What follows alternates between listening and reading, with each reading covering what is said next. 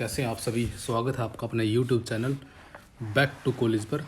और आज हम करेंगे जून 2012 के अंदर जो क्वेश्चन पेपर आया था वो मैंने सभी पेपर नेट के डाल दिए हैं। आप चैनल पे विज़िट करके सारे पेपर पढ़ना, मैंने अच्छे से डिटेल वाइज सबको करवाया है। और इसमें 50 क्वेश्चन है इस पेपर के अंदर। तो हम स्टार्ट करते हैं फर्स्ट क्वेश्चन से। और इसकी डिटेल आप ज़रूर पढ़ना दोस्तों, काफ़ी इंपॉर्टेंट है। डिटेल से ही क्वेश्चन आएंगे कई बार।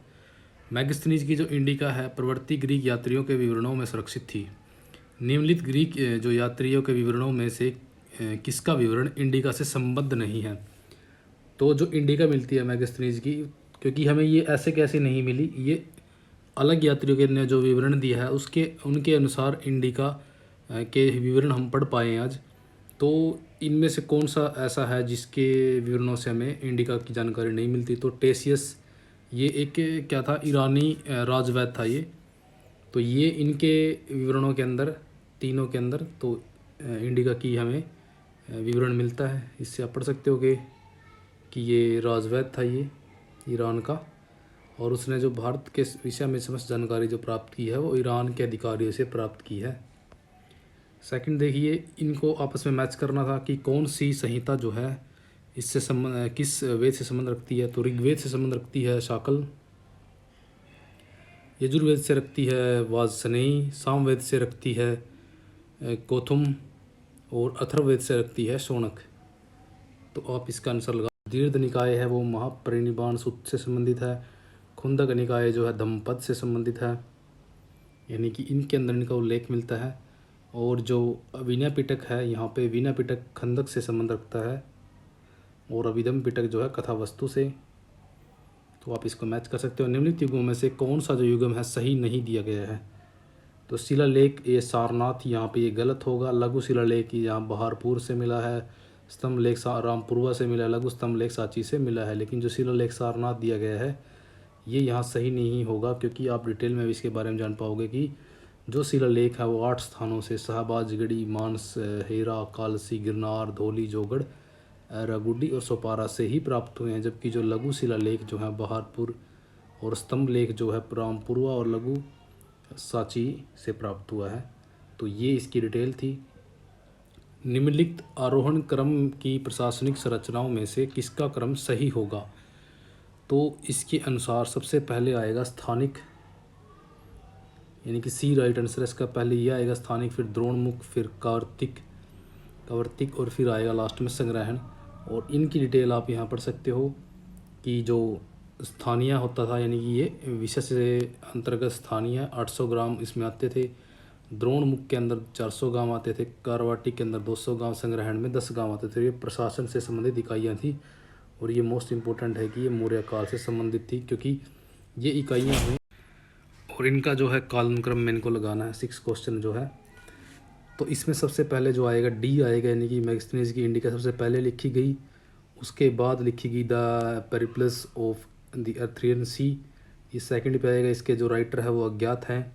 और उसके बाद आएगा थर्ड पे टॉलेमी की ज्योग्राफी, ये थर्ड पे आएगी। और कास्मस की जो ये इंडिकोप्लेटस जो है ये 4 पे आएगी। तो ये इसका कालानुक्रम है। यहाँ डिटेल थोड़ी ब्लर हो गई है, तो यहाँ पे डिटेल में आप इसके बारे में पढ़ सकते हो। जो ज्योग्राफी है टॉलेमी वाली, इसके बारे में बताया गया है कि इसने भारत की यात्रा कभी नहीं की थी। और इनके विवरण में क्या है, सातवाहन नरेश सातकर्णी का भी उल्लेख हुआ है। और कास्मस की जो रचना है ये 535 से 547 ईस्वी यूनानी यात्री था, और इसने बौद्ध धर्म ग्रहण कर लिया था। और भिक्षु तथा सौदागर के रूप में 535 में दक्षिण भारत की भी इसने यात्रा की थी। ये काफ़ी इंपॉर्टेंट फैक्ट है दोस्तों, मेरे हिसाब से बहुत ज़्यादा इंपॉर्टेंट चीज़ थी ये आपके लिए। और ये क्या है, ये सिक्कों के ऊपर शायद आकृतियों से संबंधित है कि कौन से शासक ने किस टाइप के सिक्कों के ऊपर आकृतियाँ कौन सी बनवाई थी। तो कनिष्क वन संबंधित रखता है अतस, इन्होंने अतस से संबंधित सिक्के बनवाए। और विम कटिस्टस ने शिव ऊपर छपा हुआ था उनके सिक्कों पे। और कटिस्टस वन बुद्ध, इनके सिक्कों पर बुद्ध। और आंगाक्लोतीस जो है ये शक्कर्षण, यानी कि इनको बलराम भी बोलते हैं शक्कर्षण को। काफ़ी इंपॉर्टेंट है ये, इनके बारे में कई बार आया है नेट के अंदर। तो ये इनके बारे में आपको थोड़ा पढ़ना है। जो आंगाक्लोतीस है ये। निम्नलिखित साक्ष्यों में से कौन सा जो है रामगुप्त संबंधी प्रवृत्ति साक्ष्य नहीं है। तो ए नहीं है, बाकी जो ये 3 हैं आपको ये याद रखना है। इनके अंदर जो है रामगुप्त की यानी कि जानकारी मिलती है, इनके अंदर रामगुप्त का जिक्र आता है। तो आप ये पढ़ सकते हो कि हर्ष चरित्र पर शंकराचार्य की टीका, अबुल फजल अली का जो है ये मजमत अल तवारीख जो है अमोघ वर्ष का संजान तमर पत्र है, रामगुप्त के संबंधी क्या है प्रवृत्ति साक्ष्य हैं। और जो नहीं है वो ए है।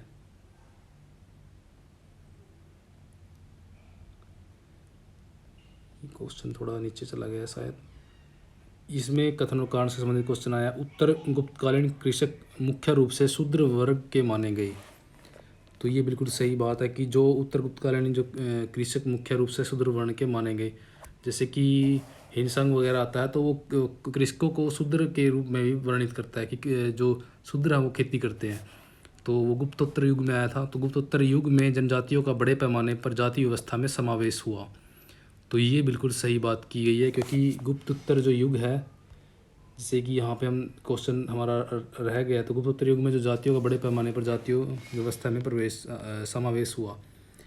तो ये समावेश बिल्कुल सही इसमें दिया गया है, क्योंकि गुप्तोत्तर युग में जो जनजातियों का बड़े पैमाने पर जाति व्यवस्था में समावेश होता चला गया, क्योंकि जो भी जाति आई वो एक दूसरे में समाहित होने लग गई, उनकी शादियाँ वगैरह होने लग गई, तो नई नई जातियाँ बनने लगी। तो ये इसका जो राइट आंसर ए दिया गया है, और ये बिल्कुल सही यहाँ पे बताया गया है। जो नाथ मुनि ने अलवर कविताओं का संग्रह है वो किस ग्रंथ में किया है? वो किया है इन्होंने नलियार दिव्य प्रबंधन में। और नाथ मुनि ये अलवर से संबंध रखते हैं, इनके बारे में पढ़ सकते हो। और मदुरा में कपिल जो तमिल कवियों के संगम का जो लेख है, सरथम लेख, जो इरन्यार अगुपोरुल भाष्य की भूमिका में मिलता है। यानी कि मदुरा में जो तमिल कवियों का जो संगम हुआ था उसका जो सबसे पहला उल्लेख, ये काफ़ी इंपॉर्टेंट है दोस्तों, मेरे हिसाब से वेरी वेरी इंपॉर्टेंट चीज़ है ये। तो ये इरनैर जो ये नाम दिया गया है, इसकी रचना के अंदर भी उसका उल्लेख मिलता है। रुद्रमा देवी किस वंश की रानी थी, पहचानिए? तो ये थी वारंगल की काकतीय वंशी। और ये इसके बारे में पढ़ सकते हो, इसने 35 वर्ष तक शासन किया है। और रुद्रदेव महाराज का क्या था ये नाम इन्होंने ग्रहण किया था। तो ये गणपति ने अपनी राजधानी वारंगल में बनाई थी, ये भी आप यहाँ पढ़ सकते हो। और ये इनकी राजधानी से संबंधित है कि कीर्तिवर्मन जो संबंध रखता है, वातापी की राजधानी थी इसकी। सिंह विष्णु की थी कांचीपुरम, और दंतीवर्मन की थी मान्यखेत, विजयलय की थी तंजौर। तो ये थी इनकी राजधानियाँ। निम्नांकित जो प्राचीन साहित्य ग्रंथों में से किसमें चित्रकला संबंधित एक स्वतंत्र अध्याय है? तो ये है विष्णु धर्मोत्तर पुराण के अंदर क्या है, चित्रकला से संबंधित एक स्वतंत्र अध्याय इसके अंदर दिया गया है। और जबकि पंचतंत्र में जातक कथाओं का उल्लेख मिलता है, विदित है कि विष्णु धर्मोत्तर पुराण में तृतीय खंड के अध्याय 35-43 चित्रकला से संबंधित है। बिल्कुल बहुत ही इंपॉर्टेंट क्वेश्चन है ये भी। निम्नलिखित में से चोल वंश का राजस्व अधिकारी कौन था? तो ये वरी पोप्तगक इसको बोलते थे, ये राजस्व से संबंधित था। और ये 1/3 उस टाइम में राजस्व लिया जाता था। और चोल काल में जो कांसु सोने के सिक्के को बोलते थे। और कैंटन जो है चोलकालीन मुख्य बंदरगाह कैंटन थी वहाँ पे उस टाइम पे। और सेरुंदरम जो था कनिष्ठ पदाधिकारी होते थे, जबकि सभा के सदस्यों को पेरुमक्कल बोलते थे। काफ़ी इंपॉर्टेंट। इसके अंदर से हमें असत्य कथन छांटने हैं। कौन कौन से असत्य दिए गए हैं? बलबन की मृत्यु के पश्चात उसके पुत्र बुगरा खान ने लखनौती में सार्वभौमिक सत्ता धारण की। ये सही दिया गया, क्योंकि बलबन के बाद जो बनता है कैकोबाद बनता है शासक सल्तनत का, क्योंकि बुगरा खान जो होता है वो उस टाइम के अंदर साउथ में होता है और बंगाल का शासक वहाँ पे बन जाता है। और जब इसकी जो बुगरा खान और जो कैकोबाद है, यानी कि ये बाप बेटे थे, तो इनके मिलन का जो जिक्र है अमीर खुसरो की एक रचना है उसके अंदर उसका जिक्र मिलता है। किरान उस सदैन शायद उसका नाम है, हाँ यही नाम है उसका, किरान उस सदैन, जो उसकी बुक है उसमें उसने इसका जिक्र किया है। तो ये बिल्कुल सही बात है। लखनौती में वहाँ राजधानी थी उस टाइम। अलाउद्दीन खिलजी ने अपनी सत्ता को बंगाल तक विस्तृत किया, ये गलत दिए गए, क्योंकि अलाउद्दीन खिलजी की सत्ता के अनुसार, यानी कि जब उसने शासन किया था तो बंगाल तक उसका शासन नहीं था। ये बात हमें पता है, ये गलत हो जाएगा। सन 1324 में गयासुद्दीन तुगलक ने बंगाल को दिल्ली की सल्तनत में विलय किया था, ये यहाँ सही है। अगर ऊपर वाली चीज़ को देखते हैं तो अलाउद्दीन खिलजी के बाद, जैसे कि इसके बाद ही आएगा गयासुद्दीन तुगलक, तो इसने ही बंगाल को विजिट किया था और सल्तनत में मिलाया था। तो ये सही है। शमसुद्दीन इलियास शाह के शासनकाल में फिरोज शाह तुगलक ने बंगाल पर 2 बार आक्रमण किया। ये गलत हो जाएगा दोस्तों, क्योंकि सुल्तान इल्तुस जो ये इलियास शाह है, इसके टाइम में फिरोज शाह एक ही बार आक्रमण करता है, क्योंकि ये जो इलियास शाह है ये 1357 में ही मर जाता है और उसका जो सेकंड आक्रमण होता है फिरोज का वो 1359 के अंदर होता है सेकंड। तो इससे पहले ये मर चुका है, तो यहाँ दो बार आक्रमण की बात कर रहा है, तो ये गलती हो जाएगा। हालांकि फिरोज शाह ने 2 आक्रमण जरूर किए, डिटेल देख लेते हैं एक बार। द्वितीय आक्रमण के समय इसमें हुआ था, जो आक्रमण हुआ था, लेकिन इस टाइम पे इसकी मृत्यु जो हो चुकी थी, तो ये गलत हो जाएगा। इसके अनुसार आप आंसर देख सकते हो 2 और 4 इसका यहाँ गलत दिया गया है। इनको इनके स्थान से मिलाना है जहाँ पे ये निवास करते थे या इनकी खानका वगैरह थी। तो मोइनुद्दीन चिश्ती का हमें पता है ये अजमेर से संबंध रखते हैं, और निज़ामुद्दीन जो औलिया हैं वो दिल्ली से संबंध रखते हैं।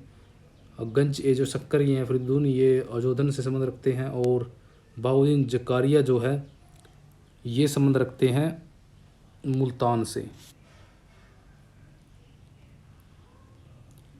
मोहम्मद बिन तुगलक के शासन क्षेत्र के लिए हिंद व सिंध शब्द का प्रयोग किसने किया है? तो ये किया है इब्न बतूता ने, क्योंकि ये इसके टाइम पीरियड में ही भारत आया था। और ये इब्न बतूता जो था, इसके बारे में आपको पढ़ना है कि ये अफ्रीकी यात्री था, और इसके शासनकाल में और इसकी रचना जो थी रहिला थी, अरबी में लिखी गई है। ये काफ़ी इंपॉर्टेंट चीज़ है कि इसकी बुक जो है किस भाषा में है। कई बार आ सकता है कि कई बार पूछा भी जा सकता है कि जो रहिला है वो किस भाषा में है, या रहिला जो है फ़ारसी की रचना है, ऐसे कुछ दे दिया जाएगा।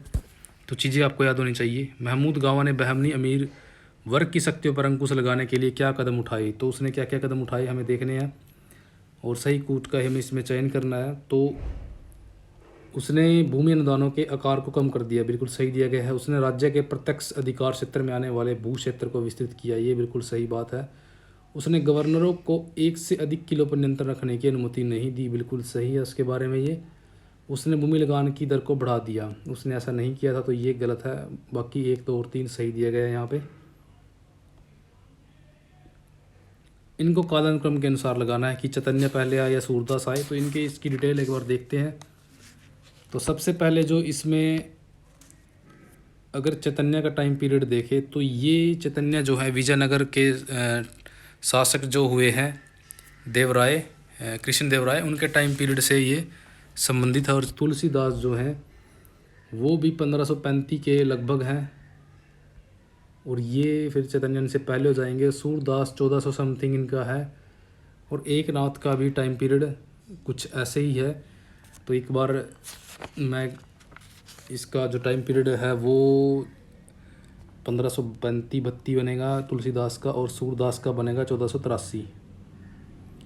और जो चैतन्य का टाइम पीरियड रहेगा, चैतन्य का टाइम पीरियड है 1486 के लगभग, 1486 वगैरह। और एक नाथ का जो जीवन काल है, एक नाथ का है 1533 के लगभग। तो इसके अनुसार आंसर कोई भी मैच नहीं होगा अगर हम इसका आंसर मिलाते हैं, क्योंकि ये यूजीसी ने यहाँ गलत दिया गया है, कोई भी आंसर इसका नहीं दिया है। तो आप इसके हिसाब से भी इसके आंसर कर सकते हो, और यहाँ डिटेल आप पढ़ सकते हो जो थोड़ी बहुत यहाँ आपको दिख रही है। सैन्य दृष्टि से फिरोज शाह तुगलक का शासनकाल क्या था? अविशिष्ट था। तो ये बात यहाँ बिल्कुल सही है, क्योंकि सैन्य शक्ति काफ़ी बढ़ा ली थी उसने। वह नगरकोट के शासक को अपने अधीन करने में असफल रहा, ये गलत दिया गया है यहाँ पे, क्योंकि वो नगरकोट के शासक को जीत लेता है। तो यहाँ पे ए जो है सत्य है, लेकिन आर असत्य है। नगरकोट के शासक को इसने 1360 में पराजित किया था, और ब्राह्मणों पर जजिया लगाने वाला यही पहला मुसलमान शासक है। किसके कथानुसार मुगल हरम जो है सच्चरित्रता का मंडप था? तो ये कहता है निज़ामुद्दीन अहमद। निज़ामुद्दीन अहमद कहता है, जो अहमद है, ये कहता है कि जो मुगल हरम है जहाँ पे लेडीज़ वगैरह रहती थी इनकी, तो इसको बोलता है ये सच्चरित्रता का मंडप। और ये निज़ामुद्दीन अहमद बात करता है। तबकात अकबरी इसकी रचना है, उसके अंदर। मुगल प्रशासन व्यवस्था में मीर बख्शी का क्या पद था? तो ये प्रमुख वेतनाधिकारी होता था, ये वेतन वगैरह बांटता था सेना को। और इसके कार्य जो थे सैनिकों की भर्ती करना, उनका हुलिया रखना, रसद का प्रबंध करना, घोड़े और हाथियों का प्रबंध करना, ये इसके विशेष कार्य थे। निम्नलिखित में से कौन सा सामाजिक सुधार जो है अकबर द्वारा नहीं किया गया? तो अकबर ने विधवा विवाह को वैधता प्रदान की थी, बिल्कुल सही है। विवाह का पंजीकरण भी किया था। सती प्रथा पर पूर्ण प्रतिबंध, ऐसा उसने नहीं किया था। खतना करने की आयु सीमा 12 वर्ष करना, ये बिल्कुल सही है। सी गलत हो जाएगा यहाँ पे। तो खतना करने की आयु और ज़बरदस्ती सती प्रथा करने की प्रथा पर प्रतिबंध लगाया था, लेकिन पूर्ण प्रतिबंध नहीं लगाया, ये आप याद रखिए। सती प्रथा पर प्रतिबंध तो लगाया उसने, लेकिन पूर्णतः प्रतिबंध नहीं लगा पाया था वो। निम्नलिखित में से कौन सा कथन जो है सत्य है? जो ये कथन दिए गए हैं इसमें हमें देखने हैं कि कौन सा कथन जो है सत्य दिए गए हैं। तो मुगल काल में नील का उत्पादन जो है दिल्ली और आगरा प्रांतों तक सीमित था। सीमित तो नहीं था, इसके बारे में पता है कि ये बयाना, सरखेज वगैरह भी थे, दूर दूर एरिया में भी नील का उत्पादन होता था। मध्य मास जो है अनुदान जो था को औरंगजेब ने वंशानुगत बना दिया। तो मध्य मास जो अनुदान दिया था तो ये इसने वंशानुगत बना दिया था औरंगजेब ने। काफ़ी इंपॉर्टेंट फैक्ट है और ये करेक्ट था इसका आंसर, यही इसके अंदर सही है। जहांगीर ने जो है अलतमगा जागीरों के स्थानांतरण की प्रथा आरंभ की। तो दोस्तों ये आप याद रखिए, जो अलतमगा जागीर है वो स्थानांतरण उसका नहीं किया जा सकता था। वतन जागीर और ये अलतमगा, इनका कभी स्थानांतरण नहीं होता था। कश्मीर में भू राजस्व निर्धारण की जब्ती प्रणाली को लागू किया गया, तो ये भी गलत हो जाएगा इसके हिसाब से। इसका बी आंसर और बी ही इसके अंदर ठीक दिया गया है। तो ये आप इसकी डिटेल पढ़ सकते हो। मध्य मास को सरयुगुल भी बोलते हैं और ये अनुवाद स्वरूप दी जाती थी। इसे औरंगजेब ने वंशानुगत कर दिया था। एक चीज़ और याद रखिए दोस्तों, लास्ट 2 साल पहले एक क्वेश्चन आया हुआ है कि इनमें से कौन सी जो भूमि है अनुवांशिकता या कुछ ऐसा दिया गया था उसके अंदर कि जो दान में तो दी जाती है कुछ इस टाइप से। तो ये वर्ड वहाँ आया था, सयूरगाल जो है मध्य मास की जगह पे ये वर्ड यूज़ किया गया था। तो ये याद रखिए आप कि वर्ड चेंज कर सकते हैं पेपर में। तो आपको ये पता होना चाहिए कि किस बारे में बात हो रही है। इन घटनाओं को सही कालानुक्रम में लगाना है। तो इस सबसे पहले इसमें आएगा निज़ाम शाही का अंत, और उसके बाद जो आएगा माहवारी समानुपात प्रणाली का प्रारंभ, और उसके बाद जो आएगा मुगलों का बलक पर अधिकार। 4 पे आएगा गोलकुंडा और मुगलों से संधि। तो ये तो 1686-87 की बात है, इसके बारे में पता है। और जो अहमदनगर को निजामशाही वंश को परास्त कर मुगल साम्राज्य में मिला लिया गया, ये आप डिटेल यहाँ पढ़ सकते हो। और इनको भी क्या है, काल के अनुसार इनको भी लगाना है। तो शाइस्ता जो शहजादे अकबर का जो है दक्कन का पलायन, ये 1681 की घटना है। और औरंगजेब द्वारा जो गोलकुंडा की विजय हुई थी, ये हुई थी 1687 के अंदर। और आगे देखिए, खालसा की स्थापना गुरु गोविंद सिंह ने की थी, इसके बारे तो हमें पता ही है कि 1699 में हुई थी। शाइस्ता खां का चित्तांग पर अधिकार हुआ था 1665 में। तो इसके हिसाब से आप इसको आंसर कर सकते हो। औरंगजेब के शासनकाल के उत्तरार्ध में मुगल अमीर वर्ग में राजपूत मनसबदारों की संख्या में कमी आई। तो उत्तरार्ध में मुगल अमीर राजपूतों में मनसबदारों की यानी कि कमी आई। तो स्टार्टिंग की बात कर रहा है, जब औरंगजेब शासन कर रहा था तो उस टाइम में ये चीज़ सही हो रही है यहाँ पे, क्योंकि जब लास्ट का टाइम था इसके शासन का तब तो राजपूतों की संख्या बढ़ चुकी थी और मराठे भी आ चुके थे इसके अंदर। तो ये बिल्कुल सही बात बोल रहा है यहाँ पे। औरंगजेब ने दक्कन से आए अमीरों को बड़ी संख्या में जागीरें प्रदान की, ये भी बात बिल्कुल यहाँ पे करेक्ट दी गई है। तो इसके हिसाब से इसका जो आंसर होगा वो होगा बी, यानी कि ए सही, ए और आर दोनों सही हैं, लेकिन व्याख्या सही नहीं हो रही यहाँ पे। तो दक्कन से अमीर आए, इनको योग्यता के आधार पर इसने जागीरें प्रदान की। और ये औरंगजेब के काल के जो सूबों की संख्या 24 थी, ये भी इंपॉर्टेंट चीज़ दी गई है डिटेल में। 18वीं शताब्दी के जो मुगल सम्राटों के नाम पर विचार कीजिए, इनको इनके कालानुक्रम के अनुसार लगाना है दोस्तों। तो सबसे पहले हमें पता है कि कौन सा इसके अंदर आएगा। सबसे पहले आएगा जहादर शाह, जो 12 से लेके 13 तक हुआ है। और इसके बाद आएगा मोहम्मद शाह, जो 19 से लेके 48 तक हुआ है, यही रंगीला इसको बोलते हैं। इसके बाद आएगा अहमद शाह, जो 48 से लेके 54 तक हुआ है। आलमगीर द्वितीय जो है ये हुआ है 54 से लेके 1759 तक, ये 4 पे आएगा। 17वीं शताब्दी के अंत तक इंग्लिश इंडिया कंपनी ने पुर्तगाली और डच व्यापारी प्रतिनिधियों को अपने मार्ग से हटा दिया। तो ये बिल्कुल बात सही दी गई है, क्योंकि 17वीं शताब्दी आते थे जो इंग्लिश इंडिया कंपनी थी, इसने पुर्तगालियों को, डचों को भी व्यापार से बाहर कर दिया था और इंग्लिश व्यापारी उच्च कोटि के माल को सस्ती दर पर बेचते थे। यहाँ गलत दी गई है ये बात दोस्तों, क्योंकि इंग्लिश व्यापारी जो थे उच्च कोटि के माल को ऊंची ही दरों पर बेचते थे। ये चीज़ यहाँ गलत है, तो ए सही है और आर जो है गलत है। डिटेल आप पढ़ सकते हो। वांडीवास के युद्ध जो हुआ 1760 में हुआ था और ये हुआ था डचों के बीच और फ्रांसीसियों के बीच हुआ था दोस्तों, क्योंकि बेदरा हुआ था 1759 में डचों 1759 में डच और अंग्रेज़ों के बीच, और वांडीवास हुआ था 1760 में फ्रांसीसी और अंग्रेज़ों के मध्य है। तो ये भी चीज़ आपको याद होनी चाहिए, कई बार पूछा गया है ये कि कौन सा युद्ध हुआ जिससे डच हारे, तो ये चीज़ें आपको याद रखनी है। 1857 के विद्रोह का ब्रिटिश द्वारा दमन कर दिया गया था। तो पहले हमें दोनों चीज़ देखनी होती है, ये सही है या नहीं। तो ये बात सही है, क्योंकि इन्होंने दमन कर दिया था 1857 के विद्रोह का। कुछ को छोड़कर, जैसे कि झांसी की रानी, बहुत कम भारतीय शासकों ने इस विद्रोह में भाग लिया।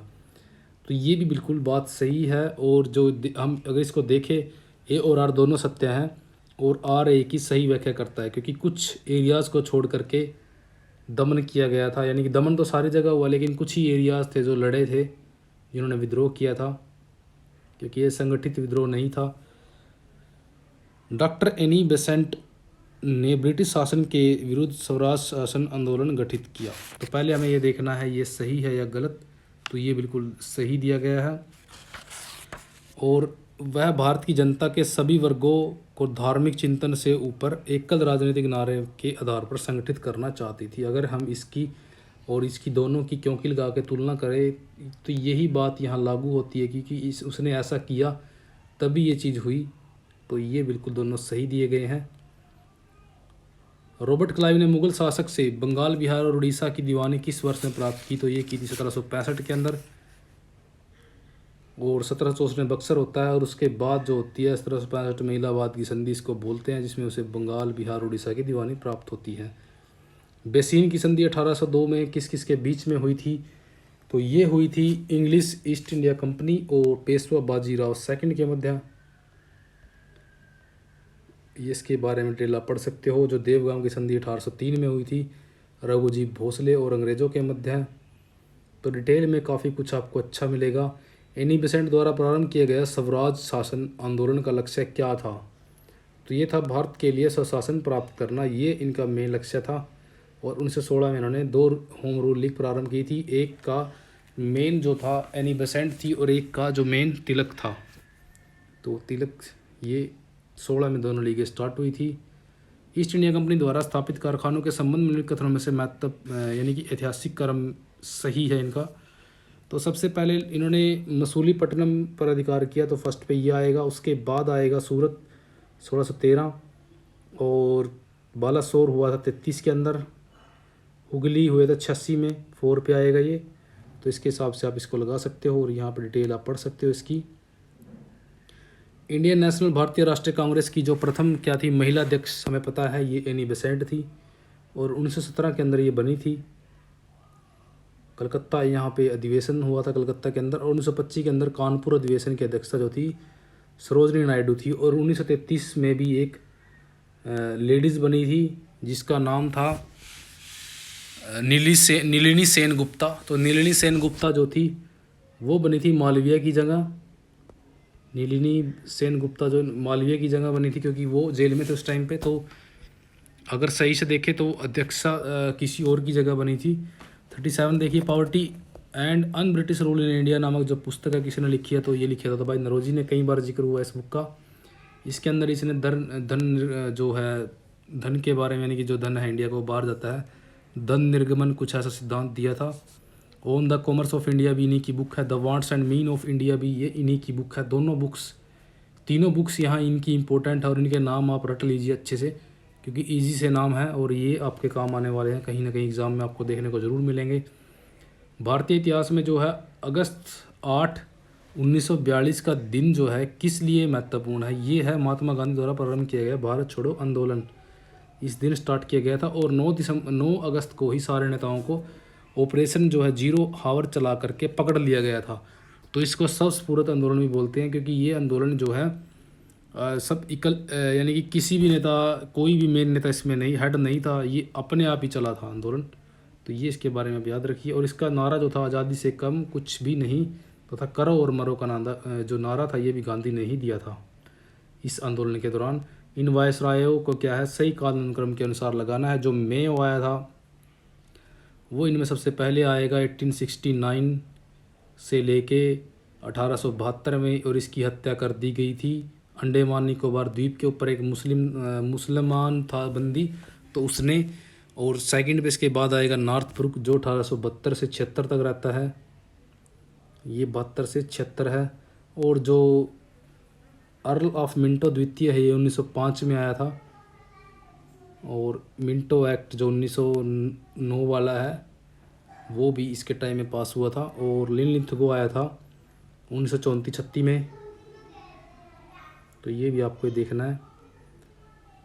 निम्नलिखित में कालानुक्रम से इनको लगाना है कि कौन कौन सा युद्ध किस टाइम पे हुआ। तो सेंट थोमे का युद्ध हुआ था 1746 और 47 के मध्य, ये आएगा फर्स्ट पे। चतुर्थी का जो युद्ध हुआ है ये हुआ है 1758 में, आएगा सेकंड पे। बक्सर का युद्ध में पता है 64 पे हुआ है। पिंडारी युद्ध हुआ है 1718 में, यानी कि 1817-18 में। तो ये इसके हिसाब से आप इसको मैच कर सकते हो। तो इनमें भी काल के हिसाब से इनको मैच करना है कि कौन सा किसका टाइम पीरियड है। तो पंजाब टेनेंसी एक्ट पास हुआ था 1868 में। इल्बर्ट विल विवाद 83 के अंदर हुआ था। हंटर आयोग जो आया था वो आया था 1882 में। और चैम्बर्स ऑफ प्रिंस 1921 के अंदर बनाया गया था। और चैम्बर्स ऑफ प्रिंस जो था ये रियासतों को लेकर के बनाया गया था। और ये बुक्स आई हैं, इनको मैच करना है। निम्न कूट से सही उत्तर का चयन कीजिए, सुमेलित कीजिए और इनको सुमेलित करना है। तो Indian painting under the Mughals जो है पर्सी ब्राउन की है। और आर्किटेक्चर ऑफ मुगल इंडिया जो है कैथरीन BH जो एयर ये लिखा हुआ है इनकी है।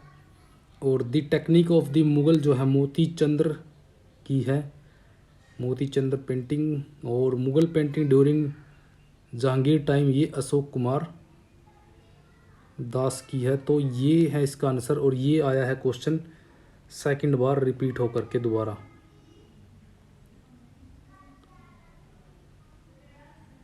और ये नारे मैच करने हैं। स्वराज्य मेरा जन्मसिद्ध अधिकार है, ये तिलक से संबंध रखता है, हमें पता है इसके बारे में। तुम मुझे खून दो, सुभाष चंद्र बोस। अहिंसा के जरिए स्वतंत्रता हमारा लक्ष्य होना चाहिए, तो ये दिया है जवाहरलाल नेहरू ने। करो या मरो दिया है गांधी जी ने।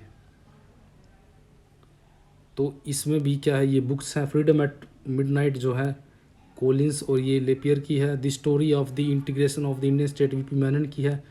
ट्रावनकोर जो दीवान है, ये ट्रावनकोर जो दीवान बुक है ये है CP रामास्वामी अय्यर की। सेक्रेटरी ऑफ द स्टेट है पैथिक लॉरेंस की। तो ये मैचिंग आप कर सकते हो आसानी से। और ये बुक्स आई हैं, इनको भी आपस में मैच करना है कि कौन सी किसकी है। तो कर्नल टाड़ ने लिखा है, हमें पता है, राजस्थान का इतिहास, तो ये इनकी बुक राजस्थान से मैच कर सकते हो। Annals and activities of Rajasthan. John Malcolm ने लिखा है memoir of central India. CR Wilson ने लिखा है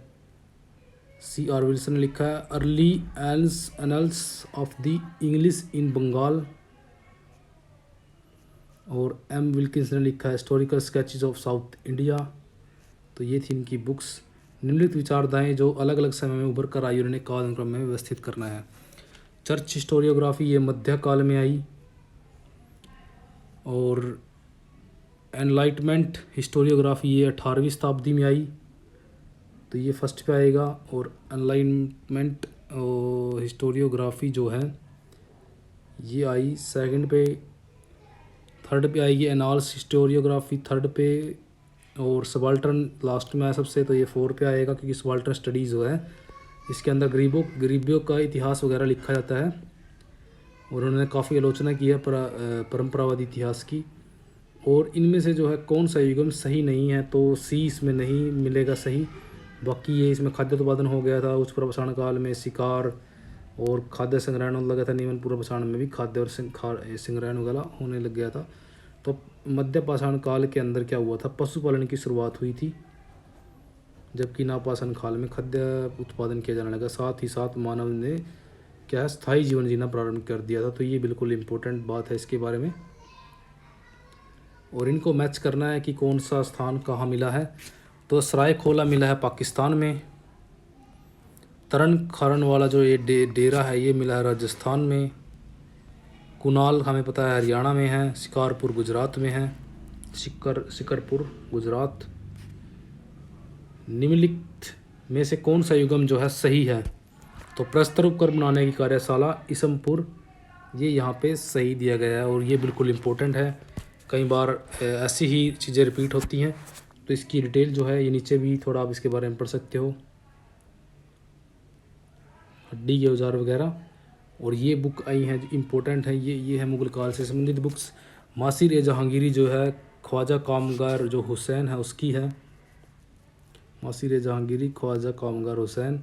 इकबालनामा जो है मोतमिद खान की। मासिर ए आलमगीरी जो है ये है साकी मुस्तैद खान की। फुतुहात आलमगीरी है ईश्वर दास नागर की। तो ये थी बुक्स इम्पोर्टेंट जो इनसे मैच हमें की हैं ये। और दोस्तों ये थे हमारे 50 क्वेश्चन। और आप जो चैनल पे नए हो तो आप चैनल ज़रूर सब्सक्राइब करें। अगर आपको वीडियो हमारी पसंद आती है तो लाइक करें, नहीं डिसलाइक ज़रूर करें, इन्हीं दोनों में से एक करें आप। जय हिंद, वंदे मातरम।